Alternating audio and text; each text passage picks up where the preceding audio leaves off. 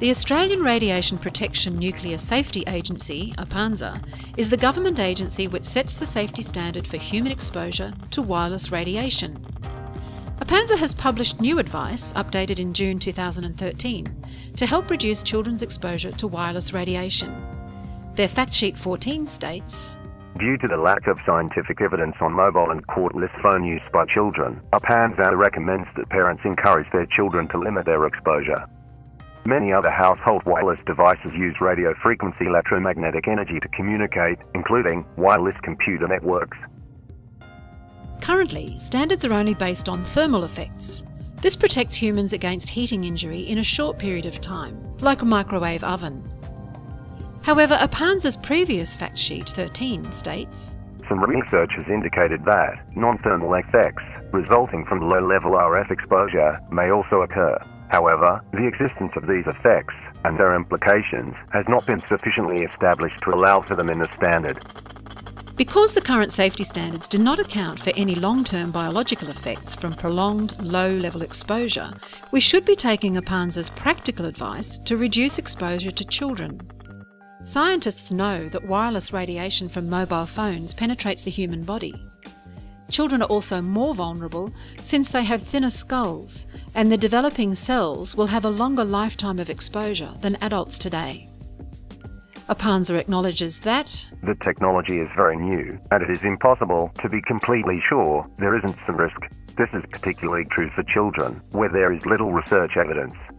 So if you're concerned about mobile phones, what about Wi-Fi and the wireless radiation emitted from these devices? Wi-Fi uses similar frequencies as mobile phones. Let's compare the radiation emitted by these different wireless devices. The official SAR values are measurements of the rate at which radio frequency, electromagnetic energy, is absorbed by the human body from mobile and wireless devices. These SAR values are based on a short 6-minute average temperature measurement of a liquid-filled model of an adult male-sized head. The SAR value of the iPad on Wi-Fi is higher than most phones, and the higher the value, the more RF-EM energy is absorbed by the human body. In a real-life test, an iPhone and an iPad were measured using an RF EMR meter.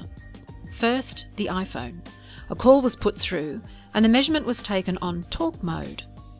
The meter peaked at 19 with a continuous signal for the duration of the call. Let's compare this to an iPad using Wi-Fi. In this video, the Wi-Fi is turned on, but it's not downloading anything or surfing the internet. Even so, the iPad peaks at 70, which is over 3 times higher than the iPhone on talk mode. This signal is intermittent and spikes every few seconds for as long as the Wi-Fi is on. So how much time do we spend using these Wi-Fi enabled tablets? It's likely to be a lot longer than the time spent talking on the phone. If you're playing games or surfing the internet, it could possibly be for hours every day. Let's take the iPad apart and look to see where the antenna is located. It may surprise you to know that there are in fact 5 antennas inside an iPad. The Wi-Fi antennas are located in the section behind the button and behind the Apple sign at the back. This is where the wireless radiation is the most powerful. So how do kids use these tablets?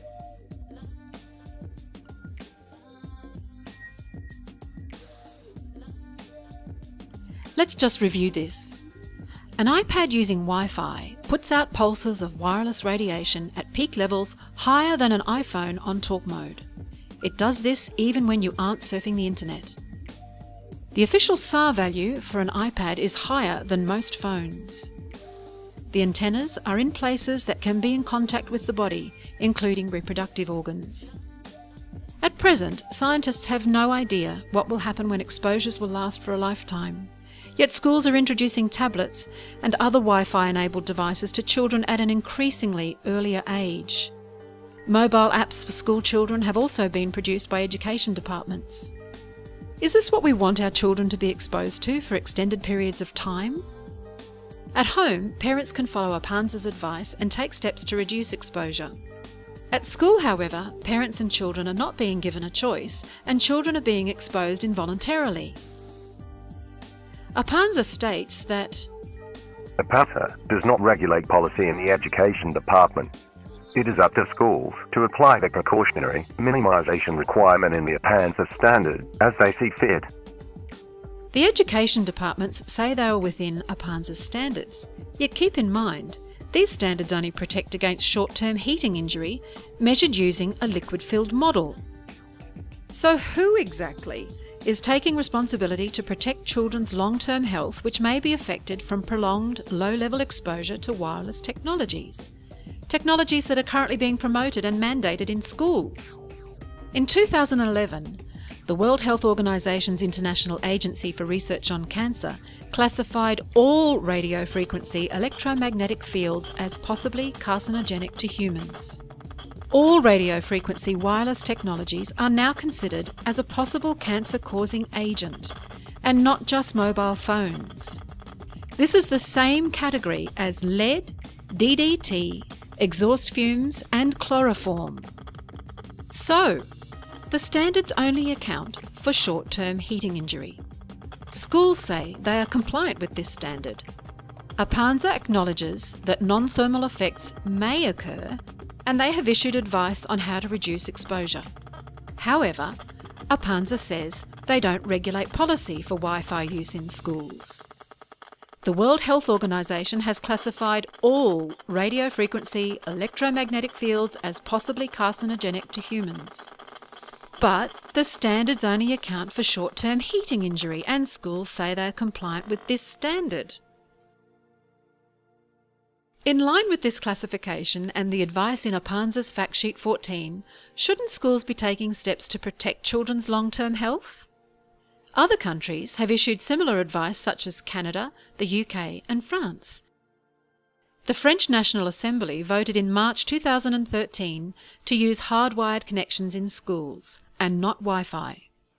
The Council of Europe have called for a ban on Wi-Fi use in schools and urge governments to inform the public about the risks so that people can use these technologies safely.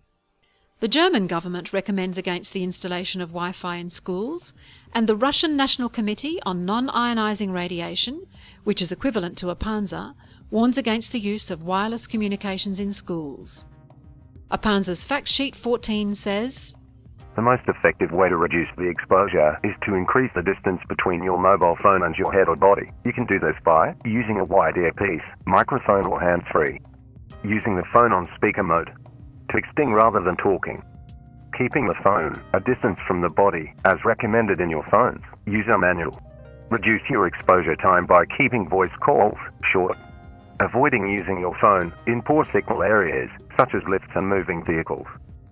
You can reduce your exposure from cordless phones by using speaker mode, limiting the length of the call, keeping your distance from the cordless phone base unit, using a wired landline phone. And for other wireless devices it says, You can reduce your exposure from these devices by keeping them at a distance. For example, placing a wireless router away from where people spend time and reducing the amount of time you use them. Let's protect children from wireless radiation until long-term exposure is proven harmless. Follow ARPANSA's advice to reduce children's exposure at home and at school, and educate children on how to use wireless technology safely. For more facts and scientific evidence, visit wifiinschoolsaustralia.org.